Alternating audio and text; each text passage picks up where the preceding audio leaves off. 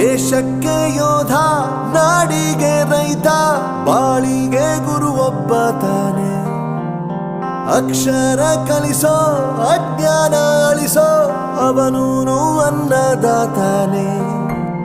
ತಪ್ಪು ಸರಿಯ ತಿದ್ದಿ ತಿಳಿ ಹೇಳಿ ಸಮಬುದ್ಧಿ ನಮ್ಮ ಚಿತ್ತ ಶುದ್ಧಿಯಾಗೋ ಹಾದಿ.